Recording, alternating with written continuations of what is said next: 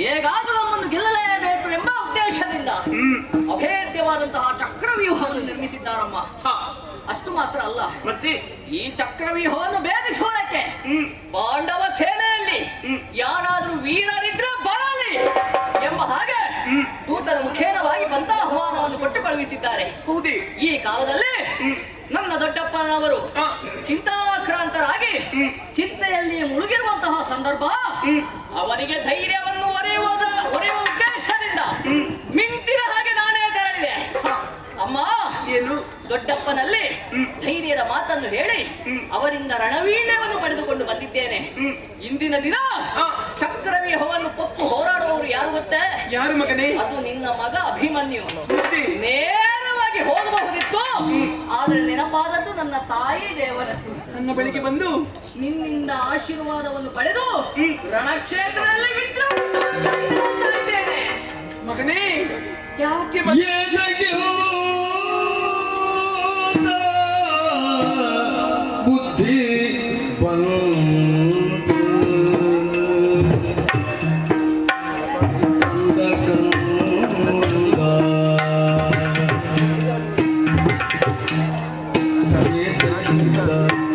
ಬುದ್ಧಿ ಬಂತು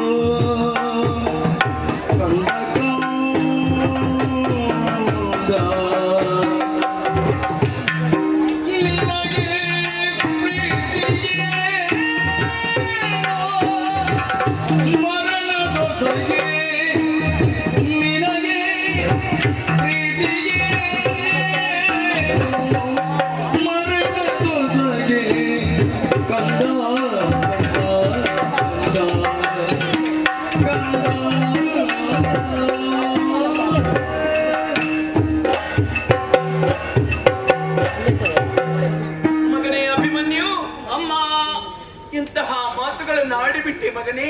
ಏನಾಡಿದೆ ಅಮ್ಮ? ರಣಕ್ಷೇತ್ರಕ್ಕೆ ತೆರಳ್ತಾ ಇದ್ದೇನೆ, ಉತ್ಸಾಹದಿಂದ ತೆರಳ್ತಾ ಇದ್ದೇನೆ. ನಾನು ನೀವೀಗ ಹೊರಟದ್ದು ಯುದ್ಧಕ್ಕೆ, ಚಕ್ರವ್ಯೂಹವನ್ನು ಭೇದಿಸುವುದಕ್ಕಾಗಿ. ಇದನ್ನು ಹೇಳುವುದಕ್ಕೆ ಬೇಕಾಗಿ ಈ ನಿನ್ನ ತಾಯಿಯ ಬಳಿಗೆ ಬಂದೆಯಾ ಮಗನೇ? ನಿನ್ನ ಆಶೀರ್ವಾದವನ್ನು ಪಡೆಯದೆ ಹೋದಿನಂತಾದ್ರೆ ನನಗೆ ಶ್ರೇಯಸ್ ಆದೀತೆ ತಾಯಿ. ಯಾವುದು ಒಳಿತು ಯಾವುದು ಕೆಡುಕು ಎನ್ನುವುದನ್ನು ಪೂರ್ವಾಪರ ಆಲೋಚಿಸದೆ ನಿನ್ನ ದೊಡ್ಡ ತಂದೆಯವರು ಆಶೀರ್ವದಿಸಿದರೆ ಮಗನೇ. ಹೌದಮ್ಮ.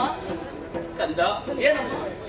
ಯಾವುದೇ ವಿಚಾರವಾಗಿ ನಾವು ನಿರ್ಧರಿಸುವುದಕ್ಕಿಂತ ಮುಂಚೆ ಕೆಲವೊಂದು ವಿಷಯಗಳನ್ನು ನಾವು ನೆನಪಿಟ್ಟುಕೊಳ್ಳಬೇಕಾಗುತ್ತದೆ. ಯಾವುದನ್ನು? ಸ್ಮೃತಿ, ಶ್ರುತಿ, ಧೃತಿ, ಈ ಮೂರು ಅಂಶಗಳನ್ನು ನಾವು ಸದಾ ಕಾಲ ನೆನಪಿಟ್ಟುಕೊಳ್ಳಬೇಕಾಗುತ್ತದೆ. ಸ್ಮೃತಿ ಅಂದ್ರೆ ಈ ಹಿಂದೆ ನಡೆದಂತಹ ಚರಿತ್ರೆಗಳ ಪುಟಗಳನ್ನು ಓದಿಯಾದರೂ ನಾವು ತಿಳಿದಿರಬೇಕಾಗುತ್ತದೆ. ಅದು ಇಲ್ಲವಾದರೆ ಶ್ರುತಿ, ಬೇರೆ ಯಾರಿಂದಲಾದರೂ ಕೇಳಿ ಆದ್ರೂ ನಾವು ತಿಳಿದಿರಬೇಕಾಗುತ್ತದೆ. ಸರಿ. ಅದು ಎರಡೂ ಇಲ್ಲವಾದರೆ ಮತ್ತೊಂದಿದೆ ಮಗನೇ. ಯಾವುದಮ್ಮ? ಅದು ಬುದ್ಧಿ. ಬುದ್ಧಿರ್ ಆಗಾಮಿ ಅಂತ ಹೇಳ್ತಾರೆ. ಅಂದ್ರೆ ಏನು? ಮುಂದೆ ಏನಾಗುತ್ತದೆ ಅಂತ ಹೇಳುವುದು ನಮ್ಮ ಬುದ್ಧಿ. ನನ್ನ ಮಗ ಅಭಿಮನ್ಯು, ನನ್ನ ಕುಮಾರ ಅಭಿಮನ್ಯು ಯಾವತ್ತಿದ್ದರೂ ಕೂಡ ಬುದ್ಧಿ ಇದ್ದು ವ್ಯವಹರಿಸುವವನು ಎನ್ನುವ ಹಾಗೆ ನಾನು ಭಾವಿಸಿದವಳು. ಹಿಂದೇಕೆ ನಿನಗೆ ಇಂತಹ ಬುದ್ಧಿ ಬಂತು ಮಗನೇ? ಏನಾಯ್ತು ಅಮ್ಮ? ಕಂದ, ಸಾವು ಎನ್ನುವುದು ಬೆಲ್ಲಕ್ಕಿಂತಲೂ ಸಿಹಿಯಾದುದು ಮಗನೇ. ಹಾಸಿಗೆ ಹಿಡಿದಿರುವಂತಹ ಮುದುಕನಾದರೂ ಕೂಡ ತನಗೆ ಆದಷ್ಟು ಬೇಗನೆ ಮರಣ ಬರಲಿ ಎನ್ನುವ ಹಾಗೆ ಭಾವಿಸುವುದಿಲ್ಲ. ನಾನು ಇನ್ನೂ ಹೆಚ್ಚಿನ ಕಾಲ ಬದುಕಬೇಕು ಎನ್ನುವ ಆಶೆಯನ್ನು ಪಡುತ್ತಾನೆ. ನೀರಿನಲ್ಲಿ ಬಿದ್ದಂತಹ ಇರುವೆಯಾದರೂ ಈಜಿ ದಡವನ್ನು ಸೇರುವುದಕ್ಕೆ ಪ್ರಯತ್ನ ಪಡುತ್ತದೆ. ಯಾಕೆ? ತಾನು ಬದುಕಬೇಕು ಎನ್ನುವಂತಹ ಉದ್ದೇಶದಿಂದ. ಆದ್ದರಿಂದ ನಿನ್ನಲ್ಲಿ ಕೇಳುವುದು, ನಿನಗೆ ಪ್ರೀತಿ, ಮರಣದ ಹೊಸಗೆ ನಿನಗೆ ಪ್ರೀತಿ ಆಯಿತೆ ಮಗನೇ? ನೀನು ಹೇಳಿದಂತೆ ಚಕ್ರವ್ಯೂಹ ಅಂದರೆ ಹೇಳುವುದಕ್ಕೆ 4 ಅಕ್ಷರವಷ್ಟೇ. ಎಂತೆಂತಹ ಅತಿರಥ ಮಹಾರಥರು ಅಲ್ಲಿದ್ದಾರೆ ಎನ್ನುವಾಗಿ ನಿನಗೆ ತಿಳಿದಿದೆಯೇ? ಯಾರಿದ್ದಾರೆ? ಈ ಯುದ್ಧಕ್ಕೆ ನಾಂದಿಯನ್ನು ಹಾಡಿದಂತಹ ದುಷ್ಟ ದುರ್ಯೋಧನ, ಅವನ ತಮ್ಮನಾದಂತಹ ದುಷ್ಟ ದುಶ್ಯಾಸನ, ಸಕನಾದಂತಹ ದುಷ್ಟ ಕರ್ಣ, ನೀಚನಾದಂತಹ ಮಾವ ಶಕುನಿ, ಭಾವನಾದಂತಹ ಬಂಡ ಜಯಂತ.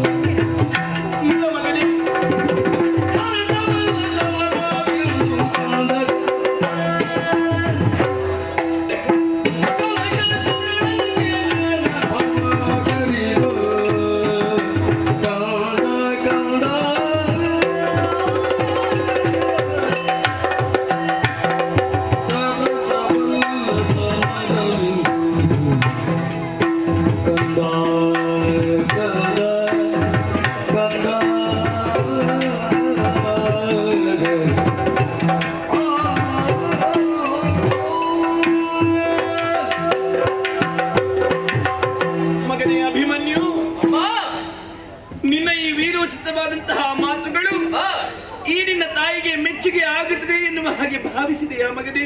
ನೀ ಹಾಗೆ ಹೇಳುವಾಗ ಕೋಪವೆನ್ನುವುದು ನೆತ್ತಿಗೆ ಏರಿತು ತಾಯಿ ನನಗೆ.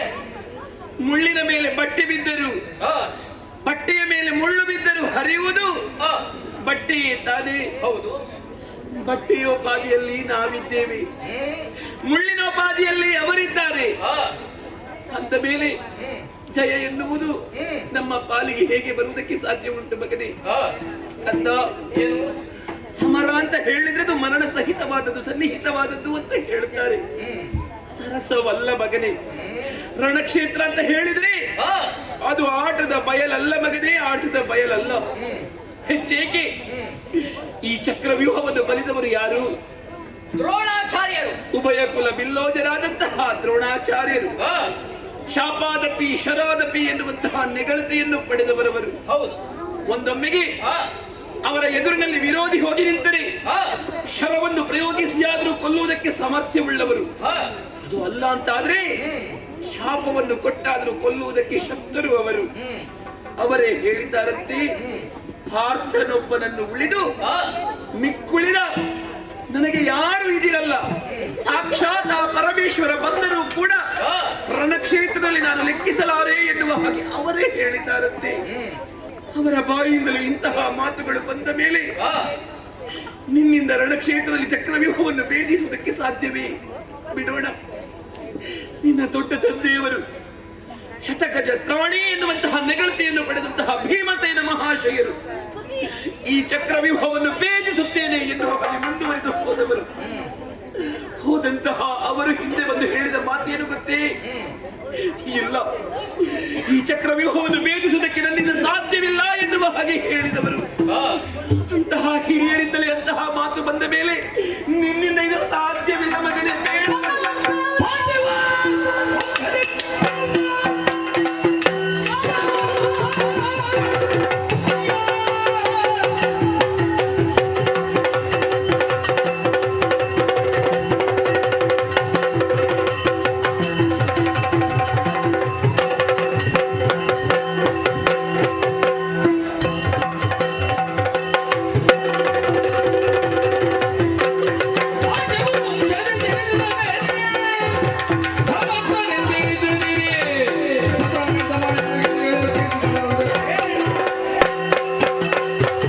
ಅಮ್ಮ, ಹೌದು, ದ್ರೋಣಾಚಾರ್ಯರು ಚಕ್ರವ್ಯೂಹವನ್ನು ನಿರ್ಮಿಸಿತ್ತು.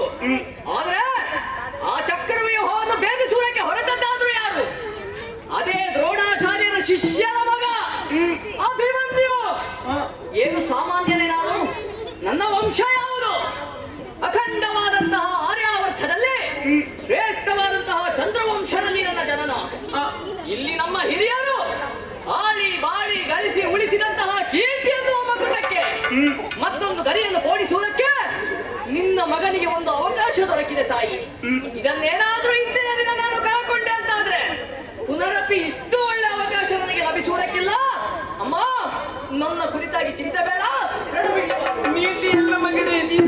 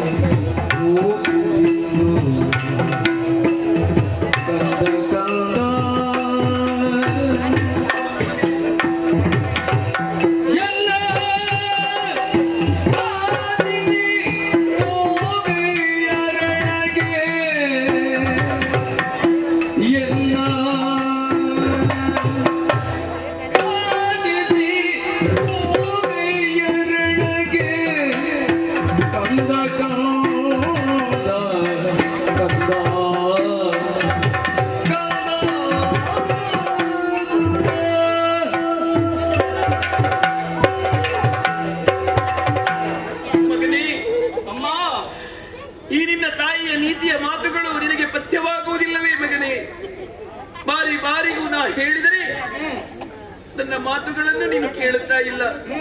ಹೋಗಲೇಬೇಕು ಎನ್ನುವ ಹಾಗೆ ಹಠವನ್ನು ಹಿಡಿಯುತ್ತಾ ಇದ್ದೀಯ. ಹೋಗತಕ್ಕದ್ದಮ್ಮ. ಮಗನೇ, ಏನು ತಾಯಿ? ಏನು ನಿನ್ನ ಈ ತಾಯಿ ಮೊದಲ ಬಾರಿಗೆ ಯುದ್ಧಕ್ಕೆ ಕಳುಹಿಸುವುದು ಎನ್ನುವ ಹಾಗೆ ತಿಳಿದೆ ಯಾಕಂದ ಅಲ್ವೇ ಅಲ್ಲ. ಈ ಹಿಂದೆ ಭೀಷ್ಮಾಚಾರ್ಯರೊಡನೆ ಹೋರಾಟವನ್ನು ಮಾಡಿ ಅವರಿಂದಲೇ ಬಳಿರೆ ಬಾಪರೆ ಭಾರತ ರತ್ನ ಎನ್ನುವಂತಹ ಬಿರುದನ್ನು ಪಡೆದವನು ನೀನು. ಹೌದು. ಕಂದ, ಏನಮ್ಮ? ಭಾರತ ಮಹಾಶಯರಿಗೆ ಮಗನಾಗಿ ಜನಿಸಿದಂತಹ ನೀನು ಯಾವ ಕಾರಣಕ್ಕೂ ರಣಹೇಡಿಯೊಂದು ಆಗುವುದಕ್ಕೆ ಸಾಧ್ಯವೇ ಇಲ್ಲ. ಈ ನಿನ್ನ ತಾಯಿ ನಿನ್ನನ್ನು ರಣಹೇಡಿ ಎನ್ನುವ ಹಾಗೆ ತಿಳಿದು ಮನೆಯಲ್ಲಿ ಕುಳಿತುಕೋ ಎನ್ನುವ ಹಾಗೆ ಹೇಳ್ತಾ ಇಲ್ಲ ಮಗನೇ. ಕಂದ, ಏನಮ್ಮ? ಶ್ರೀರಾಮಚಂದ್ರನಾದರೂ ಆ ಕಾಲ ಪರ್ಯಂತರ ಯುದ್ಧ ಮಾಡುವಂತಹ ಸಂದರ್ಭದಲ್ಲಿ ತನ್ನ ಎಡಕಾಲ ಉಂಗುಷ್ಟವೇ ನಡುಕವಾಗುತ್ತಿದ್ದಂತೆ, ಭೀಷ್ಮಾಚಾರ್ಯರ ಎದೆಯೇ ತಲ್ಲಣವಾಗುತ್ತಿದ್ದಂತೆ, ದ್ರೋಣಾಚಾರ್ಯರ ಶಿರವೇ ಕಂಪನವಾಗುತ್ತಿದ್ದಂತೆ, ಅಂತಹ ಯಾವುದೇ ಒಂದು ದೋಷ ನಿನ್ನ ತಂದೆಗೆ ಇರದೇ ಇರುವುದರಿಂದ ಪಾರ್ಥ ಮೂರು ಲೋಕದ ಗಂಡ ಎನ್ನುವಂತಹ ನೆಗಳತೆಯನ್ನು ಪಡೆದವರು. ಅಂತವರಿಗೆ ಮಗನಾಗಿ ಹುಟ್ಟಿದಂತಹ ನೀನು ವೀರ ಅಭಿಮನ್ಯು ಯಾವ ಕಾರಣಕ್ಕೂ ಕೂಡ ರಣಹೇಡಿ ಆಗುವುದಕ್ಕೆ ಸಾಧ್ಯವಿಲ್ಲ. ನೀನು ರಣಕ್ಷೇತ್ರದಲ್ಲಿ ಗೆದ್ದು ಬರ್ತಿ ಎನ್ನುವಂತ ವಿಶ್ವಾಸವು ನನಗುಂಟು. ಆದರೆ ಒಂದು ವೇಳೆ ಆಗಬಾರದಂತಹ ಅನಾಹುತ ಏನಾದರೂ ಅಲ್ಲಿ ಆಯಿತು ಎಂದಾದರೆ ನೀನು ಸಾಯುವುದಲ್ಲ ಮಗನೇ, ಕ್ಷಣ ಕ್ಷಣಕ್ಕೂ ಈ ನಿನ್ನ ತಾಯಿ ಸಾಯುತ್ತಾಳೆ. ಏನಮ್ಮ? ಇಂದೀಗ ಸಂಕ್ಷಿಪ್ತಕರೊಡನೆ ಯುದ್ಧವನ್ನು ಮಾಡುವುದಕ್ಕೆ ಹೋದವರು ನಿನ್ನ ತಂದೆ. ಅಡಿಗಡಿಗೆ ಹೇಳುತ್ತಿದ್ದವರು ನನ್ನಲ್ಲಿ, ಸುಭದ್ರ, ನಮ್ಮ ಚಂದ್ರ ವಂಶದ ಕುಡಿ ಅಭಿಮನ್ಯುವನ್ನು ಯಾವತ್ತು ನಾವು ಕಳೆದುಕೊಳ್ಳಬಾರದು ಎನ್ನುವ ಹಾಗೆ. ಮಗನೇ, ರಣಕ್ಷೇತ್ರದಲ್ಲಿ ಆಗಬಾರದಂತಹ ಅನಾಹುತ ಆಯಿತು ಎಂದಾದರೆ ಭಾರತ ಮಹಾಶಯರು ಬಂದು ಸುಭದ್ರ ನಮ್ಮ ಮಗ ಅಭಿಮನ್ಯು ಎಲ್ಲಿ ಅಂತ ಕೇಳಿದ್ರೆ ನಾನವರಿಗೆ ಏನು ಉತ್ತರವನ್ನು ಕೊಡಲಿ ಮಗನೇ, ಏನು ಉತ್ತರವನ್ನು ಕೊಡಲಿ? ಯಾವುದು ನನ್ನ ತಂದೆಯಿಂದ ಆರಂಭವಾಯಿತೋ ಅದನ್ನು ಅವರ ಮಗ ಮುಂದುವರಿಸುವುದಕ್ಕೆ ಹೋಗಿದ್ದಾನೆ ಎಂಬ ಹಾಗೆ ಹೇಳಮ್ಮ. ಮಗನೇ, ನಾನು ನಿನ್ನ ಹೆತ್ತ ತಾಯಿ ಆಗಿರಬಹುದು, ಆದರೆ ನನಗಿಂತಲೂ ಪ್ರೀತಿಯಿಂದ ವಾತ್ಸಲ್ಯದಿಂದ ಕಂಡುಕೊಂಡವಳು ನಿನ್ನ ದೊಡ್ಡಮ್ಮನಾದಂತಹ ದ್ರೌಪದಿ ದೇವಿ. ಅವಳೇನಾದರೂ ಬಂದು ಸುಭದ್ರ ನಮ್ಮ ಅಭಿಮನ್ಯು, ಕುಮಾರ ಅಭಿಮನ್ಯು ಎಲ್ಲಿ ಅಂತ ಕೇಳಿದ್ರೆ ನನ್ನಲ್ಲಿ ಉತ್ತರ ಉಂಟೆ ಮಗನೇ. ದೊಡ್ಡಮ್ಮನ ಸೆರಗಿಗೆ ಕೈ ಇಕ್ಕಿದ ದುಶ್ಯಾಸನನ ಶಿರವನ್ನು ಚಂದ್ರಾಯುಧಕ್ಕೆ ಹೋಗ್ತಾ ಇದ್ದೇನೆ ಅಂತ ಹೇಳಮ್ಮ. ಅವಳಿಗೆ ನಾನು ಉತ್ತರವನ್ನು ಕೊಡಬಲ್ಲೆ, ಆದರೆ ನಿನ್ನ ಮಡದಿಯಾದಂತಹ ಉತ್ತರೆ ತುಂಬು ಗರ್ಭಿಣಿ ಮಗನೇ. ಅವಳೇನಾದ್ರೂ ಬಂದು ಅತ್ತೆ ನನ್ನ ಗಂಡ ಎಲ್ಲಿ ಅಂತ ಕೇಳಿದ್ರೆ ನಾನು ಯಾವ ನಾಲಿಗೆಯಿಂದ ಉತ್ತರಿಸಲಿ ಮಗನೇ? ಉತ್ತರಿಗೆ ಒಂದೇ ಉತ್ತರವನ್ನು ಕೊಡು ತಾಯಿ. ಏನದು? ನಿನ್ನ ಗಂಡ ಉತ್ತರೋತ್ತರ ಕೀರ್ತಿಯನ್ನು ಸಂಪಾದಿಸುವುದಕ್ಕೆ ಹೊರಟಿದ್ದಾನೆ ಎಂಬ ಹಾಗೆ ಹೇಳಮ್ಮ. ಬೆಳೆದು ಬಿಟ್ಟೆ ಮಗನೇ, ನಿನ್ನ ತಾಯಿಗೆ ಉತ್ತರವನ್ನು ಕೊಡುವಷ್ಟರ ಮಟ್ಟಿಗೆ ನೀನು ಬೆಳೆದು ಬಿಟ್ಟೆ ಮಗನೇ. ಏನಮ್ಮ? ನನಗೊಂದು ಉಪಕಾರವನ್ನು ಮಾಡುವೆ ಯಾಕಂದ? ಏನಮ್ಮ ನೀನು ಉಪಕಾರ ಅಂತ ಹೇಳುವುದು? ನೀ ಏನು ಹೇಳಿದ್ರು ಕೂಡ ಅರಕ್ಷಣದಲ್ಲಿ ಮಾಡ್ತೇನೆ. ಏನಮ್ಮ, ಏನು ಹೇಳು ಕಂದ? ಏನಪ್ಪ ನಿನ್ನ ಕೈಯಲ್ಲಿರುವುದು? ಕಠಾರಿ. ಅದು ಯಾಕೆ ಬೇಕಾಗುತ್ತದೆ ಮಗನೇ? ರಣಕ್ಷೇತ್ರದಲ್ಲಿ ವೈರಿಗಳ ಶಿರವನ್ನು ಚೆಂಡುವುದಕ್ಕಾಗಿ. ರಣಕ್ಷೇತ್ರದಲ್ಲಿ ಸಹಸ್ರ ಶಿರಗಳನ್ನು ಕತ್ತರಿಸುವಂತಹ ಈ ನಿನ್ನ ಕಠಾರಿಗೆ ಒಂದೇ ಒಂದು ಶಿರ ಹೆಚ್ಚಾಗುವುದಿಲ್ಲ ತಾನೇ? ಹೆಚ್ಚಾಗುವುದಕ್ಕೆ ಸಾಧ್ಯವೇ ಇಲ್ಲ. ಹಾಗಾದ್ರೆ ನಾ ಹೇಳಿದಂತಹ ಒಂದು ಕೆಲಸವನ್ನು ಮಾಡುವೆಯಾ ಮಗನೇ? ಯಾರ ಶಿರವನ್ನು ಛೇದಿಸಬೇಕು ಹೇಳಮ್ಮ. ನಿನಗೆ ವೈರಿಗಳು ಎಲ್ಲಿರುವುದು? ರಣಕ್ಷೇತ್ರದಲ್ಲಿ. ಇಲ್ಲ ಮಗನೇ, ನಿನಗೆ ವೈರಿಗಳು ಇರುವುದು ರಣಕ್ಷೇತ್ರದಲ್ಲಿ ಅಲ್ಲ. ಮತ್ತೆ ನಿನ್ನ ಉತ್ಸಾಹಕ್ಕೆ ಭಂಗವನ್ನು ತಂದಂತಹ ಮೊದಲ ಶತ್ರು ನಿನ್ನ ತಾಯಿ ಮಗನೇ. ನಿನ್ನ ತಾಯಿಯ ಶಿರವನ್ನು